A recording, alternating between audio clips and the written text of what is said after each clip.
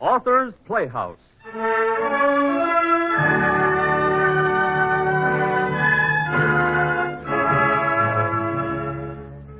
And he wished to sell you a kangaroo, Mrs. Coxman? He did. He did. I can't help it, but I swear it's the truth.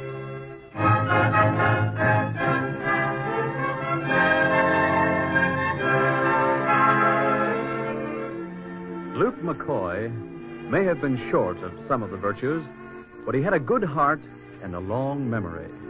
And that explains how he won his greatest case. Because, as James Aswell's story shows, he made a promise to Mark.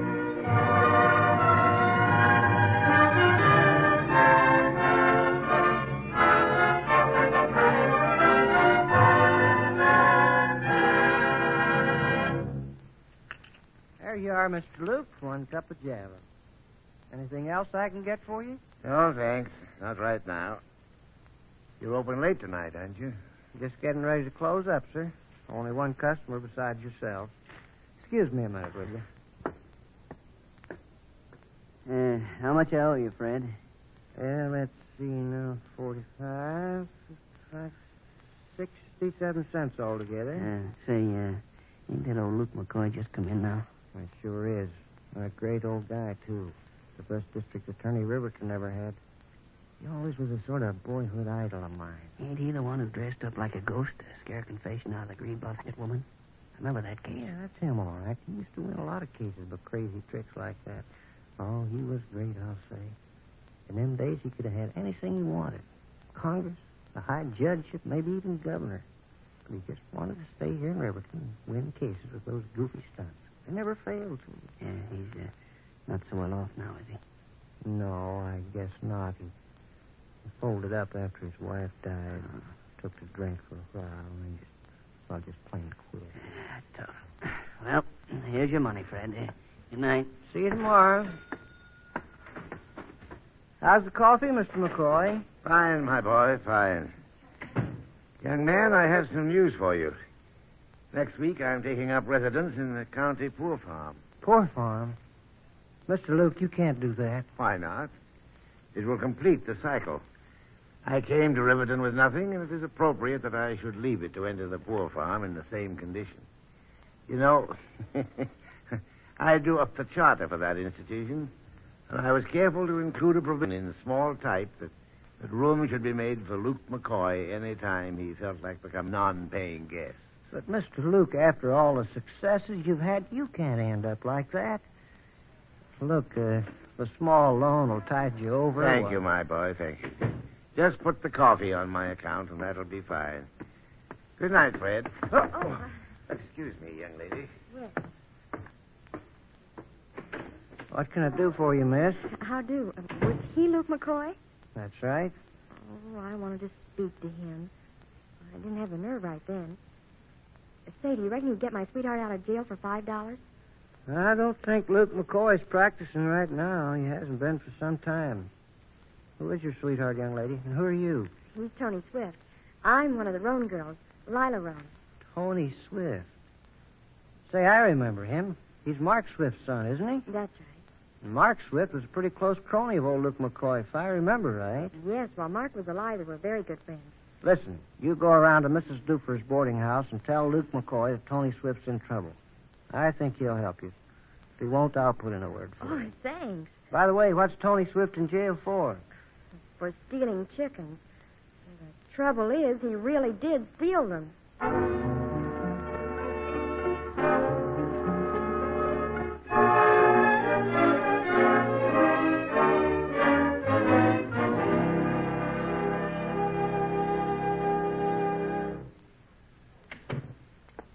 Hello, Mr. Luke.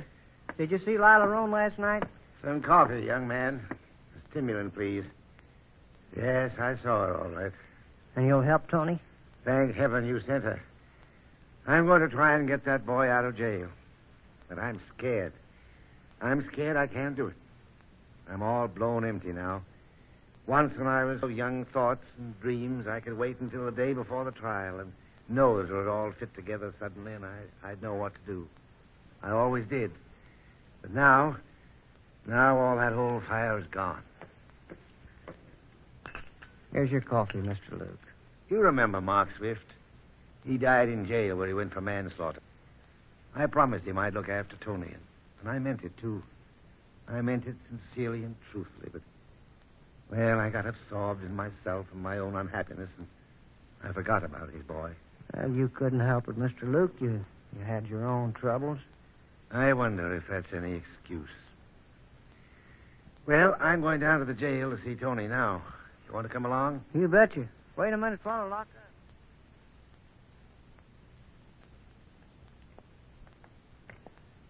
Trouble is, my confidence is gone.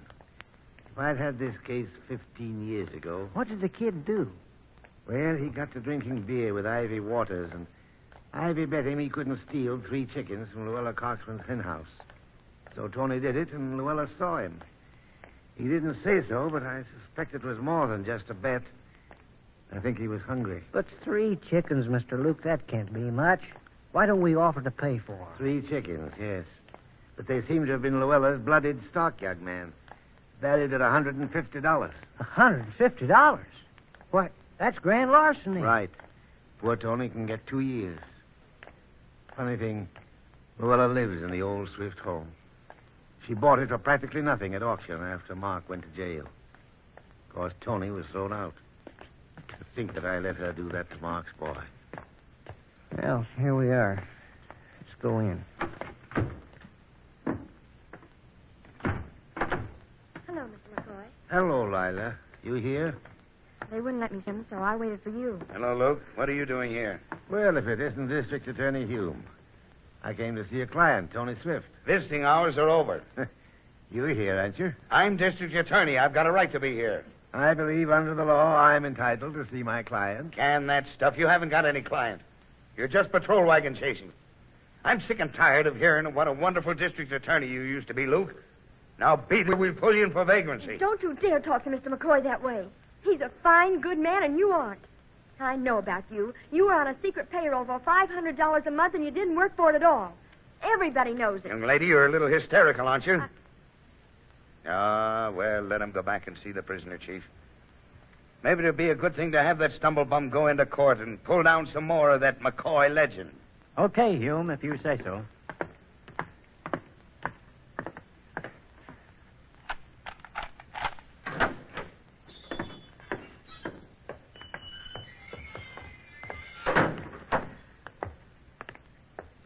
Here he is. Don't take too long. Hello, Tony. Mr. McCoy. Hello, Lila. Hello, Tony. Hi, Fred. Hello, Tony. Gee, Mr. McCoy, I'm glad you came. I won't be here long now, will I? Well, not long. What's your bail? Well, Judge Finney's holding me without bail. You see, I pleaded guilty. I did steal the chickens, you know. But, Tony, why'd you ever pick Luella Coxman's prize chickens? Don't you know you can get 2 years? Yeah, that's what Hume told me. You see, Mr. McCoy, a friend and I were in Giretti's barn.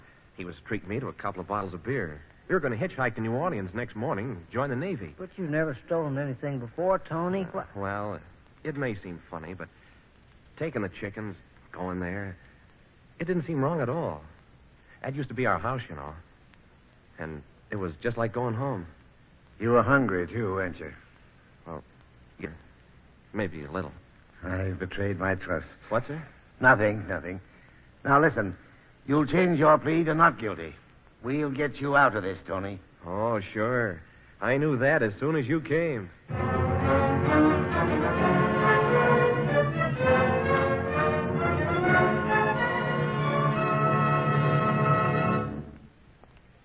Did you get the money, Fred, my boy? Yes, sir. $50. The most I could save up on short notice. Good. I've got 100 here. I've been saving it a long time now. It's my funeral money. Yeah, here's Luella Coxman's house. Do you think your plan stands a chance of working? I doubt it, but we can try.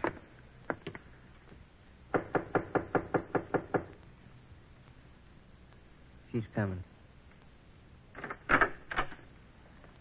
Well, what do you two want? Madam, we won't disturb you long. It's about those chickens of yours you lost the other night. They were not lost, Mr. McCoy. They were stolen by that wicked Tony Swift.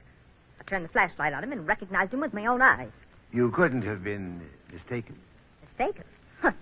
I have very good eyesight, and I've never told a lie in my life. I've never found it necessary.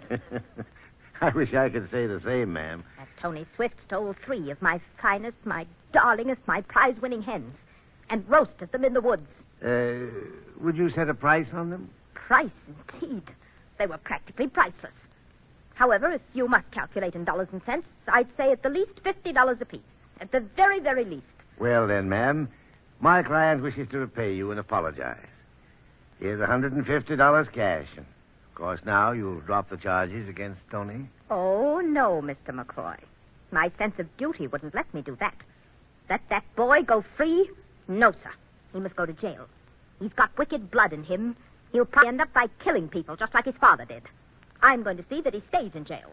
Good night. No hope from her. She's determined. She wronged the boy by grabbing his property. She'll never forgive him for that. Well, we can't give up, Mr. Luke. Give up? No. I've got to save that boy.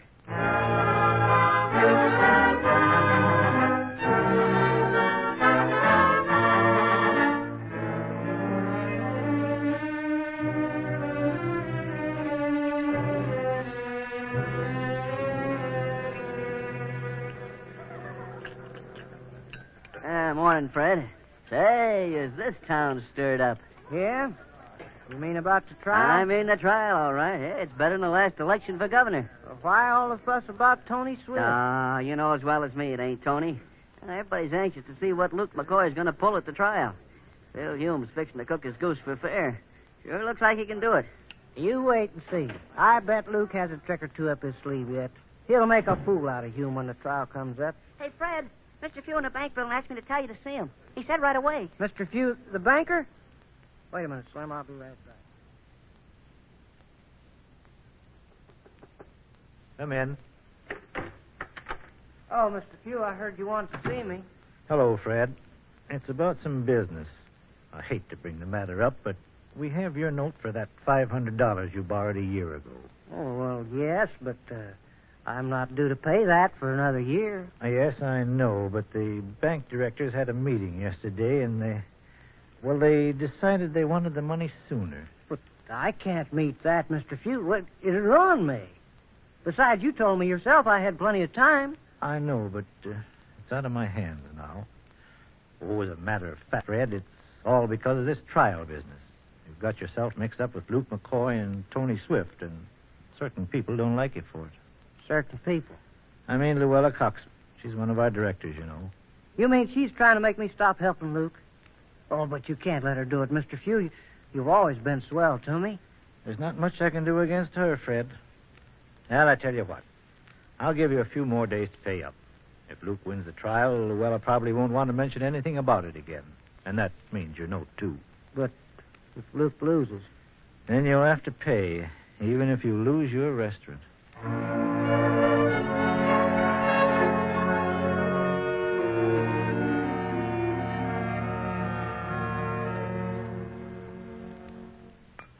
Here you are, Hume. Have another. Thanks. That's enough. All right. Well, Hume, do you think you'll get a conviction on young Swift? Thank you. Don't be ridiculous. Case is open and shut. McCoy won't even be able to get started. How about a little bet on that? Huh? Well, let's make it a sporting proposition. Bet? All right, if you want me to take your money. How much? Well, since you're so sure, let's make it 5-1 on $100. 100? Small fry, pal. Small fry. Make it 1,000, and I'll give you 10-1.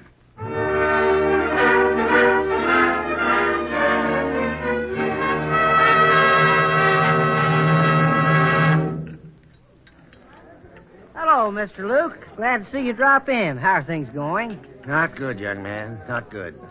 Trial's Monday. I couldn't get a postponement. That boy seems certain to be convicted. Now, don't talk like that, Mr. Luke. Think. You're doing it for Mark. You promised him. That's so. He was the grandest guy in the world, Mark was. Quick-tempered, but square. He killed a man and died in jail. He could have gone free, I think, but he wouldn't plead the circumstances on account of Tony. Besides, I'm in on this thing now, too. You? How? Among other things, the inspector for the State Board of Health came in today and argued as how I seem to be violating almost all the regulations of the sanitary code. That dirty Phil Hume. That's some of his work. That's the way politics works in Riverton. You know, I keep thinking about those two kids, Tony and Lila. They're so confident and young. They've got a great freshness, but it won't last. 2 years in jail will just about kill that boy's quick smile. And now you're in it, too. Fred, I'll smash Phil Hume if it's the last thing I do.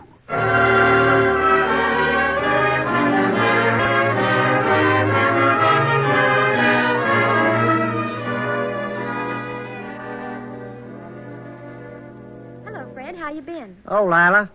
Say, have you seen Mr. Luke? He hasn't been around for 3 days, and I'm worried. Worried about him? Say, forget it. He knows how to take care of himself. Well, you know, tomorrow's a trial. By the way, have you seen Tony? Just left him. I was visiting him all day. We've been having a fine time making plans. What kind of plans? Well, it's like this. Monday, Tony goes free. We get married on Tuesday. Then he enlists in the Navy, and after the war is over... Hey, hold on. Don't be too sure about all that. I'd hate to see you disappointed. Things don't always work out so easily. Oh, but they do. They do for Mr. McCoy. He was with me over the weekend. That's why you didn't see him. We went to the circus. You what? I treated Mr. McCoy to the circus at Crescent City. Next to marrying Tony, that was the thing I wanted to do best. Gee, it was swell. There was even a band, and we saw everything there was to see. Where'd you get the money? Oh, I had $5 saved from selling eggs, so I took Mr. McCoy. He was sad the first part, but the circus cheered him up. Toward the last, he began to laugh his head off. And afterwards, he sent me home on the bus by myself. He sent you home by yourself? Lila, he hadn't been drinking, had he? Oh, maybe he had 1 or 2. I don't know. What's the matter? You aren't worried about anything, are you? No, I'm not worried.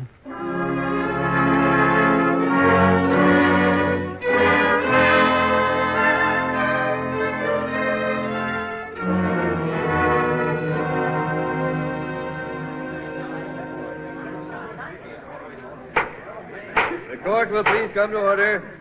Case the State versus Anthony Swift, Judge Finney presiding. Mr. Hume, the jury's been selected, has it? Yes, Your Honor. You any objections to the jury selected, Mr. McCoy? None, Your Honor. Then the case will proceed. You sure the jury's all right, Mr. Luke? You know, one of the men there owns a chicken farm. Hillside with Luella Coxon for sure. Everything's under control, my boy. Just me. Call your first witness, Mr. Hume. I call Chief of Police Perry, Your Honor. Yes, solemnly swear to tell the truth, the whole truth, and nothing but the truth.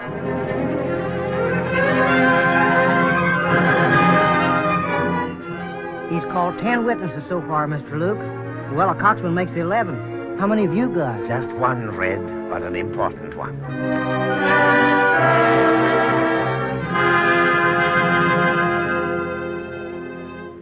Now, Mrs. Coxon, you say you were awakened in the middle of the night by a noise in your hen house. That's right. It was about 12:30. Then what did you do? Grabbed a flashlight and went out to see what it was. Just as I got to the gate, I saw someone trying to scramble under the fence. And he had 3 of my prize chickens under his arms. Yes, and then what? I flashed the light at him, and I saw him as plain as day. It was Tony Swift, all right, just as sure as he's sitting over in the corner there making faces at me. No mistake about it, Mrs. Coxman? No mistake. It was Tony Swift. Yes, it was Tony Swift. Your Honor, the state rests its case. Mr. Luke, it sure looks bad, don't it? It's all right, Fred. Just stop worrying. Does the defense any motions or requests to make before proceeding? No, I reckon not, Your Honor. And will you present your first witness? Yes, Your Honor. I'm not going to confuse the jury by presenting a lot more witnesses. I believe the state has done about all they could to round up all the witnesses needed here. And in order to prove Tony Swift is an innocent man, I want only to recall Mrs. Coxman to the stand for a few questions. You mean Mrs. Coxman is your only witness, Mr. McCoy? My only witness, Your Honor. Silence. Mrs. Coxman, will you take the stand again? I certainly.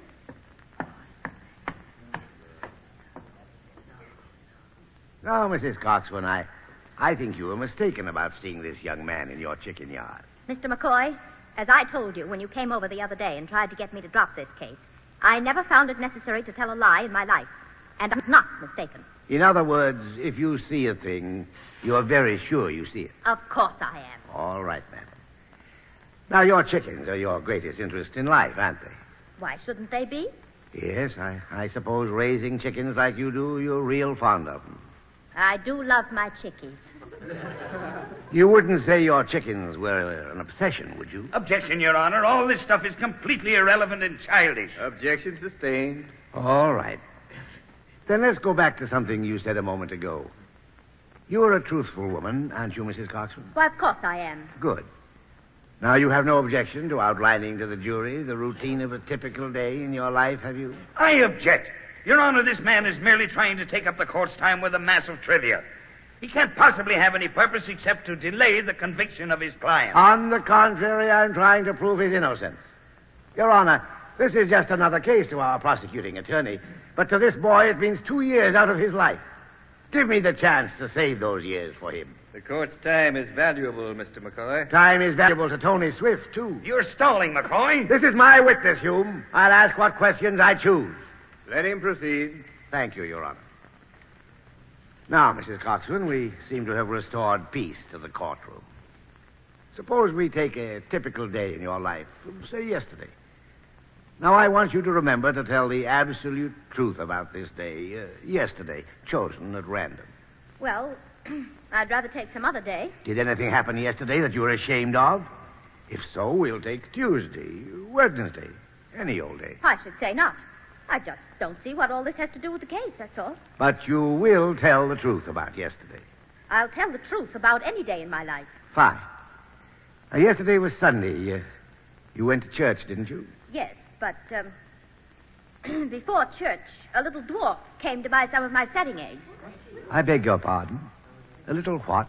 I told you, a little dwarf. I must object, Your Honor. All this is utterly ridiculous. Let him proceed. Thank you, Your Honor. Now, what did this little dwarf, as you say, look like? He was about 3 feet tall, and he had a long white beard.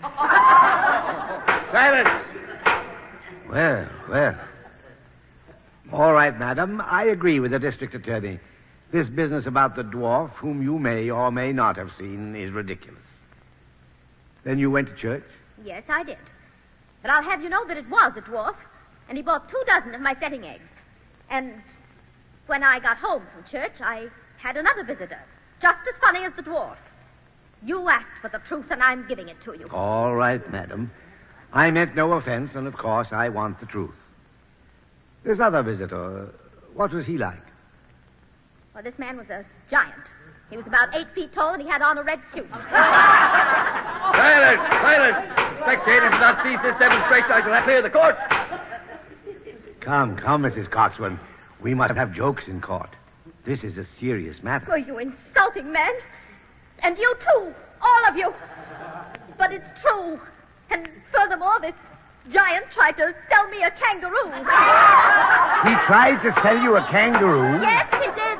Maybe you sent him, I don't know. I sent him?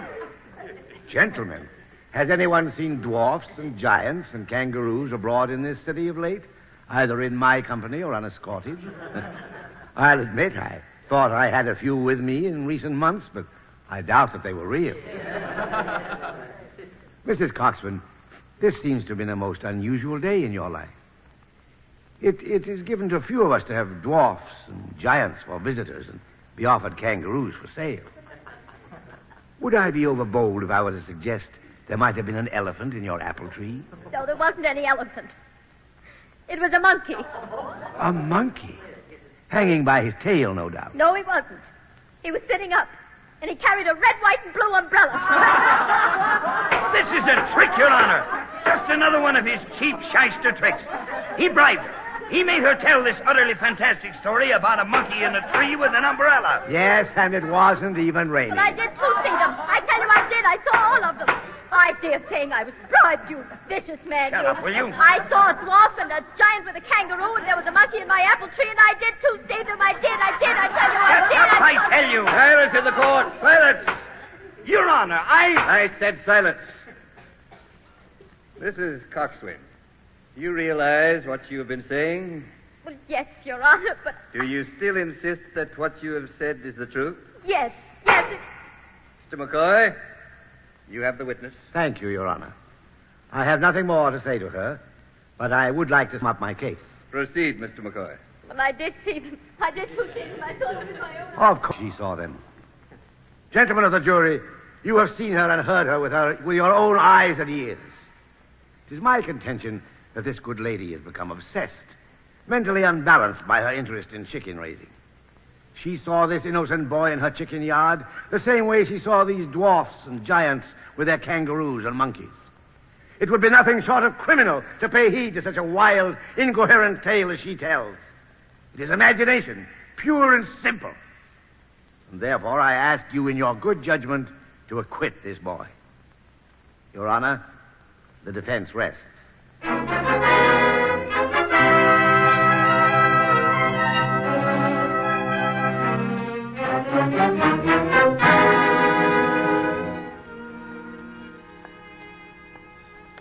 Well, you did it, Mr. Luke. The whole town's talking. They're running you for district attorney already. And Mr. Few said to tell you the bank needs a lawyer for steady work. Thank you, Fred. But that all seems unimportant. Did you see the kids, Tony and Lila, after the trial? They never had a doubt. They weren't the least bit surprised. They had absolute faith in me. And the mountain moved as directed. You certainly kept your promise to Mark. Yeah, those two will be all right together. You looked out for him as you said you would. Yes. You know what it cost me to get those freaks from the circus hauled over here in a covered wagon yesterday? It cost exactly $65. An outrage. There goes a first-class funeral shot to pieces, young man.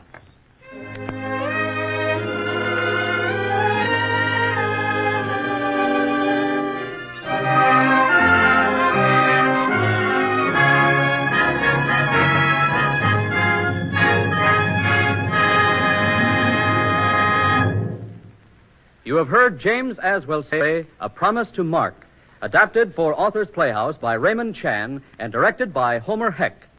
Philip Lord and Angel Casey were heard as Luke McCoy and Lila Roan, and Clarence Hartzell as Fred. The musical score was composed by Dr. Roy Shield, and the orchestra was under the direction of Joseph Galicchio. Next week, same time, same station, Authors Playhouse will bring you Charles MacArthur's story of an unhappy hangman, Rope.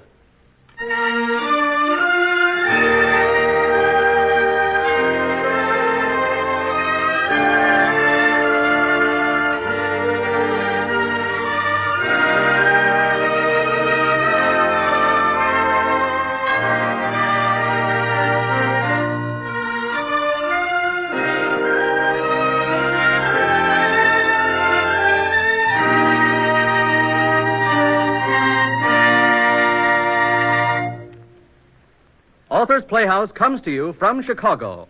This is the National Broadcasting Company.